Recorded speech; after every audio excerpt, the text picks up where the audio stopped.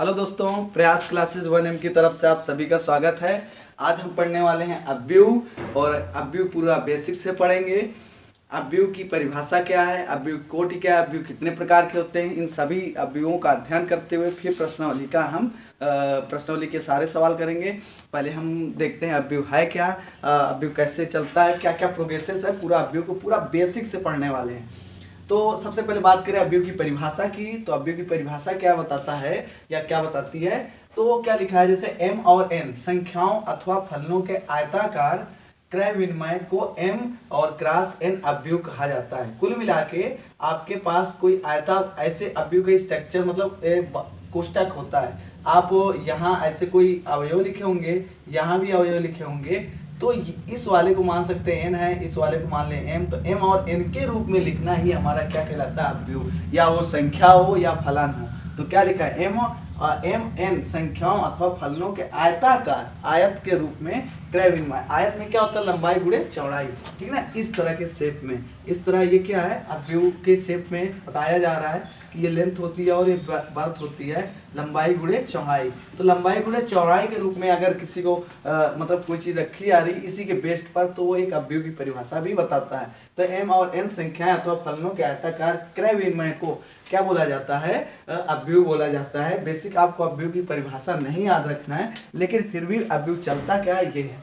अब देखो क्या पढ़ना है, अब जो पढ़ने वाले हो वो बहुत इंपॉर्टेंट है, पूरा कैसे करना है इसको। तो देखो अव्यू को, ये रही अव्यू की परिभाषा। ये आपको पढ़ना है यहाँ पर अव्यू के निरूपण पॉइंट, यानी आप अव्यू को कैसे प्रदर्शित करेंगे, अव्यू को कैसे डिनोट करेंगे, अव्यू का निरूपण कैसे होगा, वो चीज देखना है। अव्यू कैसे हम पहचानेंगे कि अव्यू कैसे लिखा जाएगा, ये सब चीज का हम इसमें पढ़ने वाले हैं। निरूपण कह सकते हैं या हम कह सकते हैं अवयव। तो देखो इसमें होता कुछ भी नहीं है, चीजें कैसे हैं, आपको m और n के रूप में क्या लिखना है, दर्शाना है। तो हम मान लेते हैं ये एक अव्यू का, अव्यू के लिए कोष्टक हो गया, ये अव्यू के लिए हम ऐसे ही कोष्टक में दर्शाते हैं। तो हम लिख सकते हैं कि भैया ये ए अवयव है, ठीक है, एक रो में है और एक स्तंभ में है, यानी एक पंक्ति और एक स्तंभ में है, ठीक है।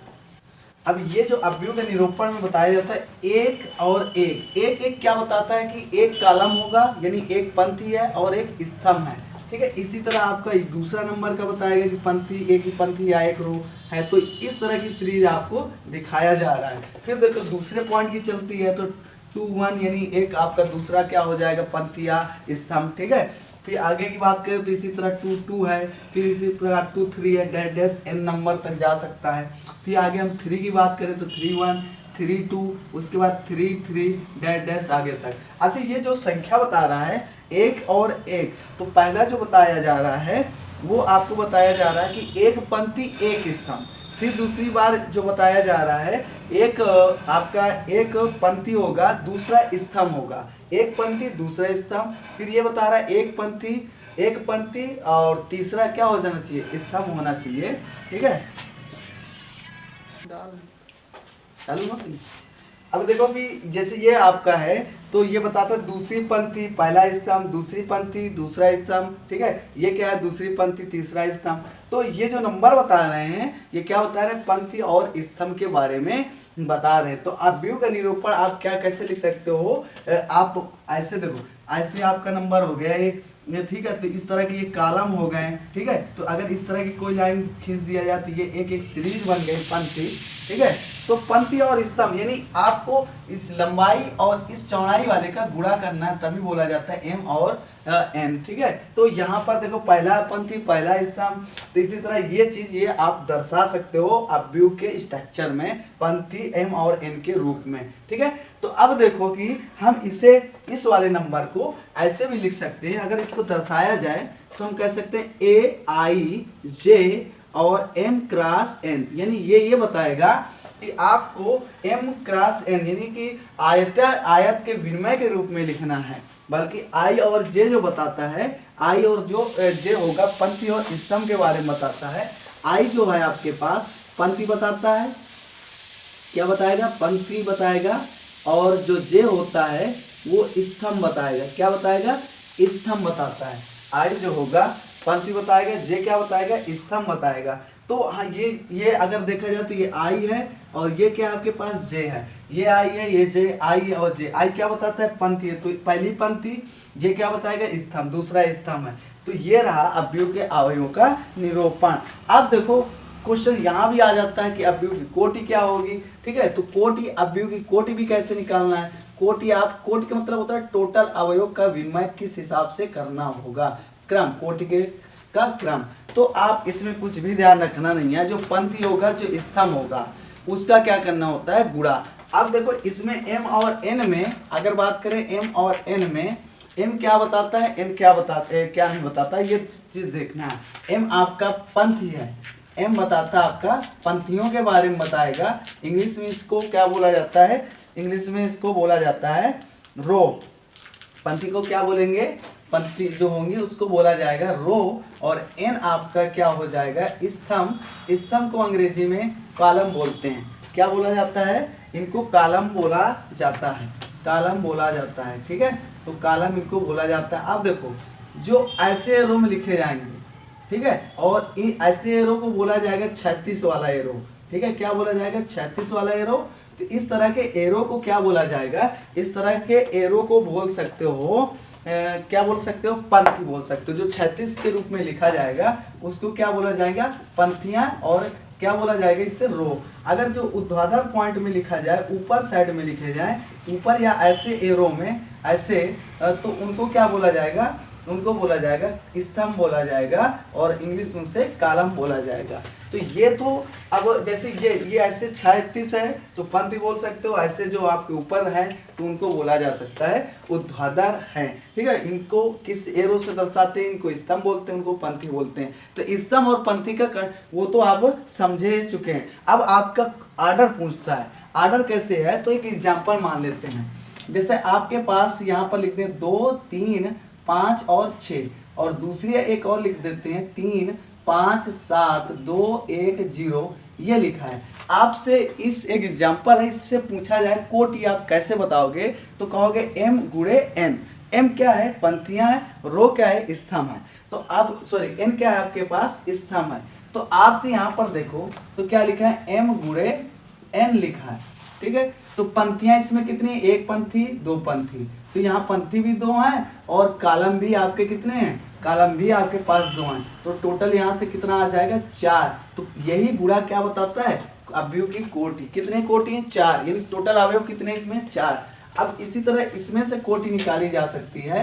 देखो इसमें क्या लिखा है, 2 पंक्तियां हैं, तो 2 पंक्तियां हो गई। स्तंभ कितने हैं, 1, 2, 3, तो 3 है, तो गुणा करोगे कितना आएगा, 6। तो ये हो गया आपके पास अवयव की कोटि। तो कोटि कुछ भी नहीं है, आप m और m गुणे n को ही क्या बोल सकते हो, कोटि, इन्हीं के क्रम के अवयव को रखने को। अब हम पढ़ने वाले हैं अवयव के प्रकार। अवयव कितने प्रकार का होता है, एक एक अवयव को आपको समझना है। ये हम सारा चीज बता दे रहे हैं।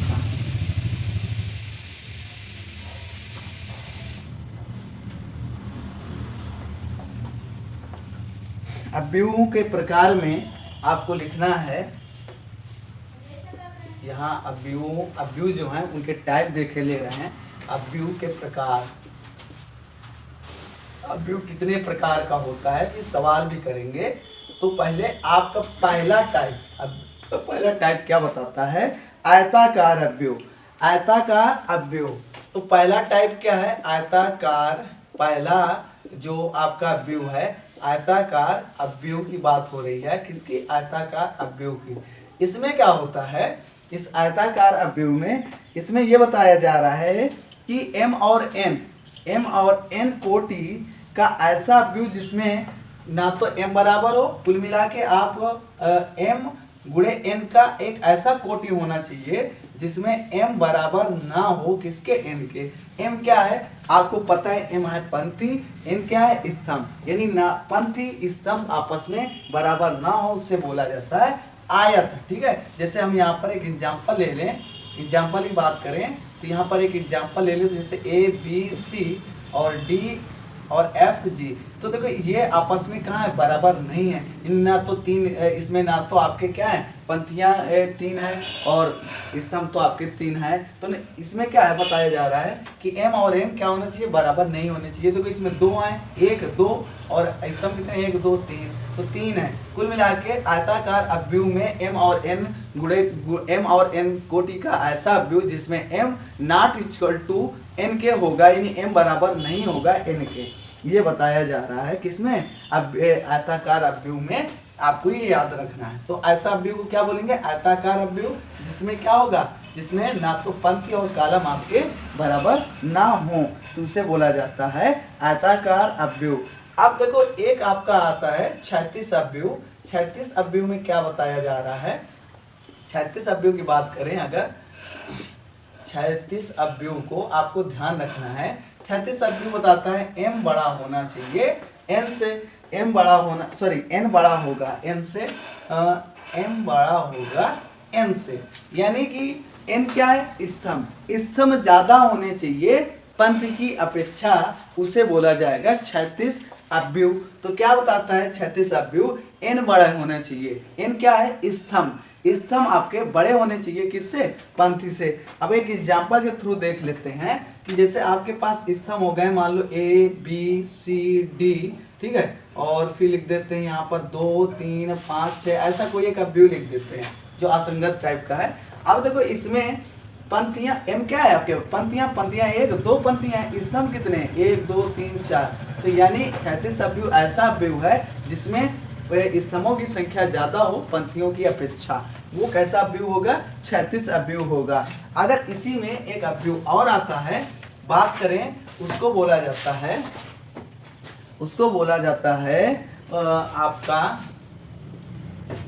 ऊर्ध्वाधर, उसको बोला जाता है ऊर्ध्वाधर, ठीक है। अब इसमें इस अपव्यूह में क्या बताया जा रहा है कि ऐसा अपव्यूह का कोटि m गुणे n कोटि का ऐसा अपव्यूह जिसमें m बड़ा होना चाहिए n से, यानी कि स्तंभ छोटा होगा पंक्ति बड़ी होंगी, उसको बोलेंगे ऊर्ध्वाधर अपव्यूह। जिसमें स्तंभ ज्यादा हो और आपका पंक्ति कम हो, उसको क्षैतिज बोला जाएगा, ठीक है। तो इसमें आपको जैसे यहाँ पर हम लिखे दे रहे हैं, आपका 1 2 3 4 6 3, ऐसे वाले ऐसा लिखा है। तो इसमें देखो क्या है, पंक्ति कितनी 1 2 3, 3 ठैया आपकी क्या है, पंक्तियां हैं, तो पंक्ति आपकी बड़ी हैं, स्तंभ कितने 1 2, तो क्या होना चाहिए, स्तंभ छोटे होने चाहिए, पंक्ति क्या होनी चाहिए, बड़ी होनी चाहिए। ऐसे अपव्यूह को क्या बोला जाएगा, ऊर्ध्वाधर अपव्यूह बोला जाएगा।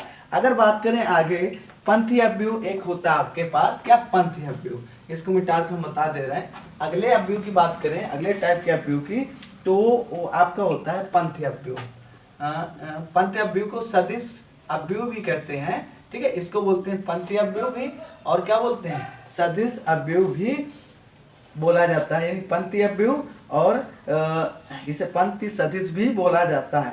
इसमें क्या है, इसमें यह बताया जा रहा है कि n क्रॉस n, ऐसा m गुणे n कोटि का एक ऐसा अपव्यूह होना चाहिए जिसमें 1 गुणे n होना चाहिए, या 1 क्रॉस क्या होना चाहिए, n।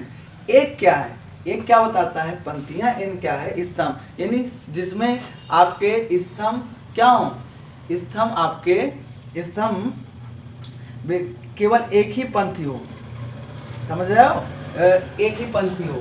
जैसे ऐसे हमने एक इधर एग्जांपल के तौर पर समझो, 1 2 3, इसमें देखो एक ही पंक्ति है, एक ही पंक्ति होंगे, इनका मतलब स्तंभ ज्यादा हो सकते हैं। पंक्ति सिर्फ एक हो तो उसे पंक्ति अपव्यूह बोलते हैं। पंक्ति अपव्यूह किससे बोलेंगे, जिसमें एक ही पंक्ति हो, एक ही पंक्ति हो। जैसे ये आ जाए आपके पास, ये आ जाए A B C, तो ये एक ही पंक्ति है, एक पंक्ति आपकी स्तंभ 1 2 3 ज्यादा भी हो सकते हैं इसके आगे। तो कुल मिला के पंक्ति अपव्यूह वो बताता है जिसमें पंक्ति की संख्या 1 हो, उसे क्या बोला जाएगा, पंक्ति अपव्यूह बोला जाएगा। अगर आगे बात करें, स्तंभ अपव्यूह होता है, ये पंक्ति अपव्यूह हो गया। अब हम बात करेंगे स्तंभ। स्तंभ में क्या बताया जा रहा है, चलो इधर लिखे दे रहे हैं, ये अगले अपव्यूह की बात कर रहे हैं। अगर मजा आ रही हो तो दोस्तों शेयर जरूर करो इसको, ठीक है, वीडियोस को ज्यादा से ज्यादा लोगों पर बेनिफिट मिले, ठीक है। अगर बात करें तो स्तंभ क्या बताता है, m गुणे n, यानी m गुणे 1, यानी कि m क्या है, m पंक्तियां हैं, एक क्या है आपकी स्तंभ है। तो कुल मिला के ऐसा कोई अवयव होना चाहिए, मान लो जैसे ए बी सी, पंक्ति 1 2 3 हो सकते हैं, लेकिन स्तंभ सिर्फ आपके पास एक ही है। तो क्या स्तंभ अवयव, यानी ऐसा अवयव जिसमें स्तंभों की संख्या 1 हो वो स्तंभ अवयव कहलाएगा। पंक्ति अवयव क्या है, जिसमें पंक्ति की संख्या 1 होगा, ठीक है, उसे पंक्ति अवयव बोलेंगे। अगर बात करें आगे वर्ग अवयव की, तो अगला जो अवयव आता है वो आता है वर्ग अवयव। क्या आता है, वर्ग अवयव। बात करें वर्ग अवयव, वर्ग अवयव क्या बताता है, जिसमें पंक्ति और स्तंभ दोनों क्या होने चाहिए, बराबर होने चाहिए। जैसे यानी m और n जो हो क्या होने चाहिए, पंक्ति और स्तंभ दोनों बराबर होने चाहिए, यानी 2 3 4 5, देखो इसमें दो पंक्तियां और 2 स्तंभ है, ऐसे अवयव को क्या बोला जाएगा, वर्ग अवयव। तो जिसमें m और n दोनों ही पंक्ति और कॉलम स्तंभ दोनों क्या होने चाहिए, बराबर होने चाहिए, उसे बोला जाता है वर्ग अवयव बोला जाता है। ठीक है, तो अगले अवयव की बात करें विकर्ण अवयव की। अगला अवयव कौन आता है, विकर्ण अवयव आता है। विकर्ण अवयव किससे बोलेंगे, ये ध्यान देना है, विकर्ण अवयव। ठीक है, तो विकर्ण अवयव क्या बताता है कि यदि किसी वर्ग अवयव में मुख्य विकर्ण के अतिरिक्त सभी अवयव क्या होने चाहिए, शून्य होने चाहिए। मतलब क्या है, जो आपके पास, जैसे हम एक एग्जांपल लिख रहे हैं, यहाँ x है 0, x है 0 है 0 है 0 है, y है 0 है 0 है 0 है, z है। कहने का मतलब ये मतलब एक वर्ग है। देखो इसमें स्तंभ और कॉलम दोनों, सॉरी पंक्तियां और स्तंभ दोनों आपको समान दिखता है, समान दिखता है। ये पूरी ये एक 2 3 पंक्तियां हैं, स्तंभ 1 2 3 स्तंभ है। तो कुल मिला के ऐसा वर्ग अवयव, एक वर्ग अवयव है जिसमें दोनों चीज बराबर हो। तो ऐसा वर्ग का अवयव जिसमें विकर्ण, उसमें एक विकर्ण डाला जाए। वर्ग ऐसे ही तो होता है, ये मान लो ऐसा आपके पास वर्ग है, तो ऐसा जिसमें विकर्ण डाला जाए, ऐसे वर्ग वाले में जिसमें केवल ये मान आपको मिल जाए, बाकी सब क्या होने चाहिए, शून्य होना चाहिए। तो समझ में आ रही बात होगी।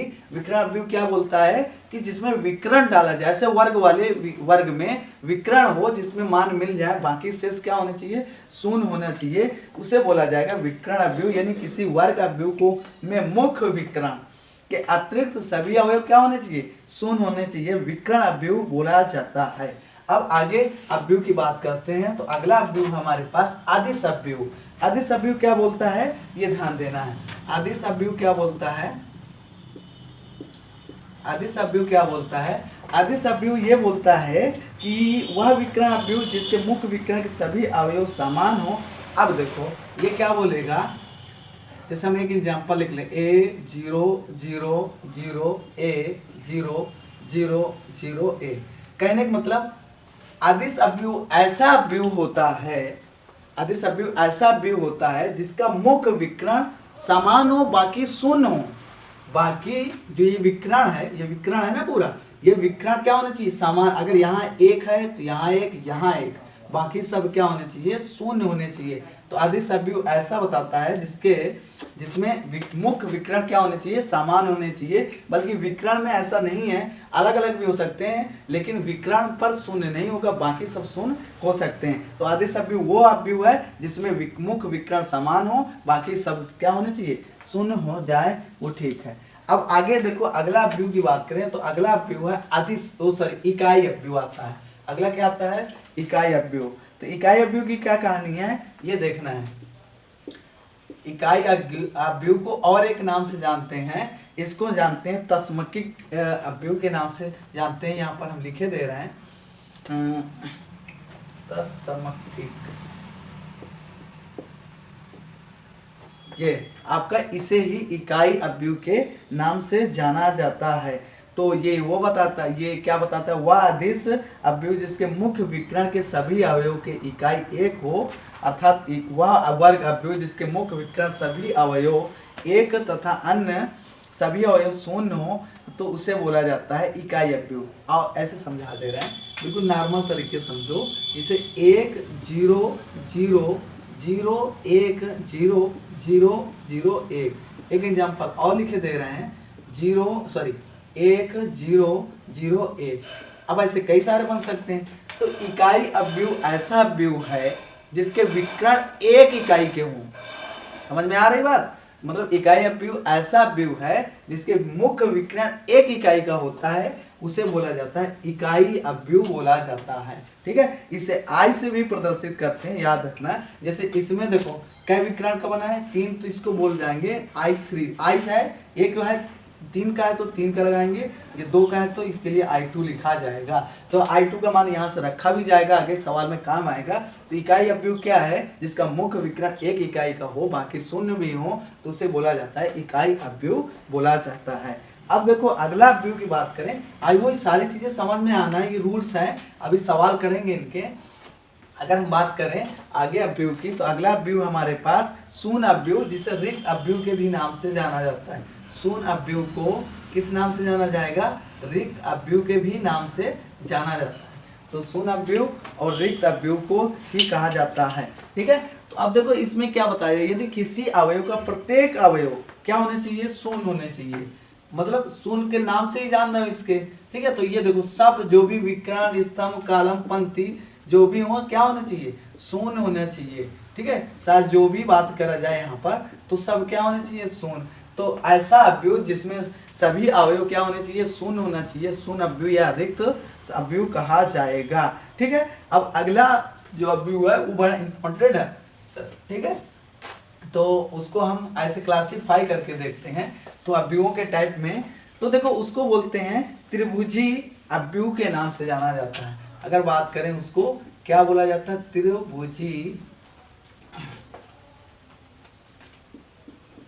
त्रिभुजी अवयव। त्रिभुजी अवयव के टाइप, त्रिभुजी अवयव के 2 टाइप होते हैं, इन दोनों टाइपों को अच्छे समझना है। तो पहला टाइप में क्या बताया जा रहा है? ऊपरी त्रिभुजी अवयव। क्या बोला जाता है? उसका नाम क्या है? ऊपरी त्रिभुजी अवयव। ठीक है, ऊपरी त्रिभुजी, और हम एक बोल सकते हैं निम्न त्रिभुजी।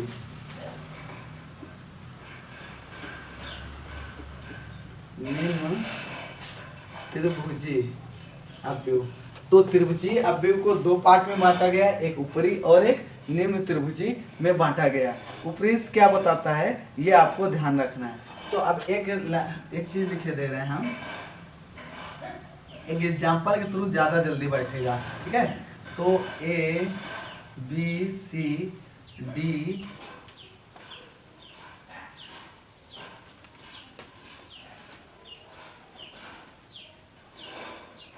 एग्जाम्पल एक ले लेते हैं, अच्छा हो जाएगा। जैसे एग्जाम्पल ले लिया हमने 1 2 0 0 और एक संख्या ले लेंगे, और बड़ा के भी ले सकते हो और इससे बड़ा वाला ले सकते हो। अच्छे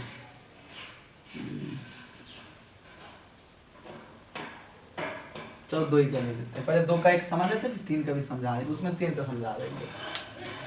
ऊपरी त्रिभुज ये बोलता है, अच्छा इसको और इसको मिला दे, ऊपर वाले को छोड़कर नीचे वाले जितने बचेंगे अवयव वो शून्य होना चाहिए, उसे ऊपरी त्रिभुज बोला जाता है।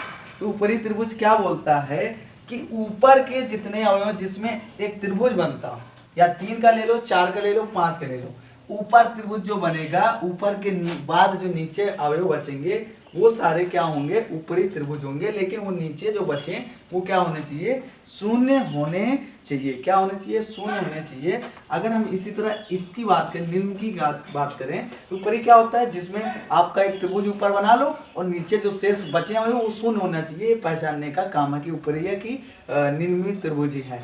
तो ऊपर एक त्रिभुज बना लो जैसे ये बना है, और नीचे जितने अवयव बचे शून्य होने चाहिए, वो आप बता दोगे देखकर क्या वो कैसा अवयव है? त्रिभुजी अवयव है। ठीक है, अगर हम निम्न त्रिभुजी की बात करें तो जैसे एक एग्जांपल ले लेते हैं, 1 - 3 2, ये हमने एक एग्जांपल ले लिया, और एक और ले लेते हैं 0 5, और ले लेते हैं 7 0 0 1। अगर हम इसको और इसको ऐसे मिला दें, तो अगर ये निम्न त्रिभुज में नीचे साइड में जो त्रिभुज बने उसके बाद ऊपर जितने अवयव हों वो क्या होने चाहिए? शून्य होने चाहिए, उसे बोला जाता है निम्न त्रिभुजी अगर हम बात करें ऊपरी त्रिभुज की ऊपर के जितने अवयव हैं उसके बाद जितने अवयव बचेंगे वो क्या होने चाहिए, शून्य होने चाहिए, उसे ऊपरी त्रिभुज बोले जाते हैं। और जिसमें ऊपर के अवयव शून्य होने चाहिए, नीचे के अवयव शून्य नहीं होने चाहिए, नीचे त्रिभुज में शून्य नहीं होंगे, ऊपर होंगे, उसे निम्न त्रिभुज ही बोला जाएगा। ठीक है, अब देखो, अब हम पढ़ने वाले हैं सीधा जाके क्या, प्रश्नावली। प्रश्नावली में क्या है, अब कुछ सवाल से समझते हैं। ठीक है, सवाल कैसे करते हैं। जैसे पहला क्वेश्चन आपका है प्रश्नावली कौन सा, 3.1। हाँ, 3.1 का पहला क्वेश्चन देखते हैं कैसे करना है।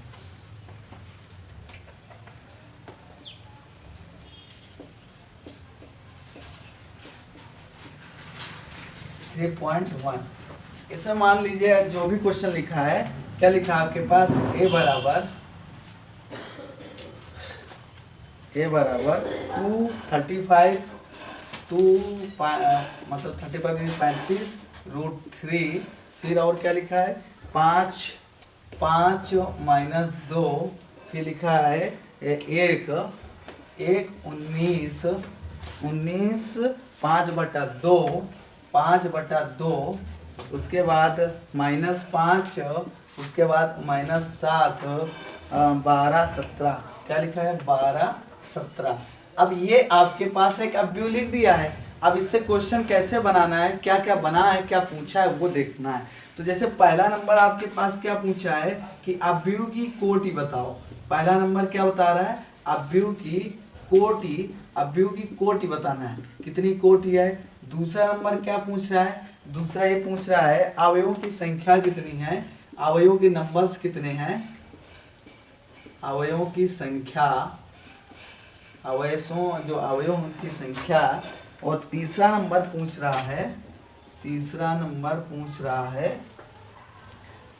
अवयव यानी A13 A121 A123, उसके बाद नहीं 33 है, उसके बाद A24 है, 24 A23।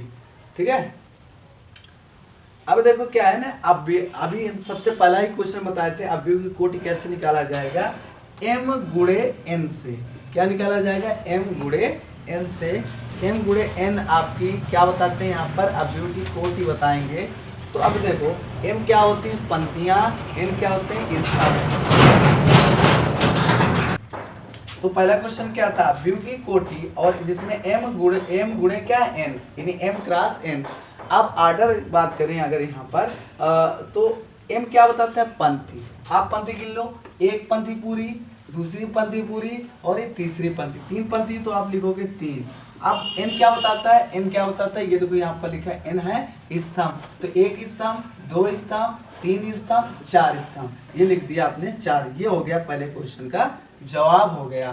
तो ये हो गया आपके पास अवयवों की कोटि। अब दूसरा है अवयवों के संख्या बताना है। तो अवयवों की संख्या भी निकालने के लिए क्या इस्तेमाल करते हैं, m गुणे n। m क्या है, पंक्ति, कितनी पंक्ति, 3, और n क्या है, कॉलम कितने, 1 2 3 4, तो 4 तक कितने हो गए, 12 अवयव होंगे। आप गिन भी लो, 1 2 3 4 5 6 7 8 9 10 11 12 आपके अवयव हैं। आप ऐसे गिन के रख लो, या ये m गुणे n से।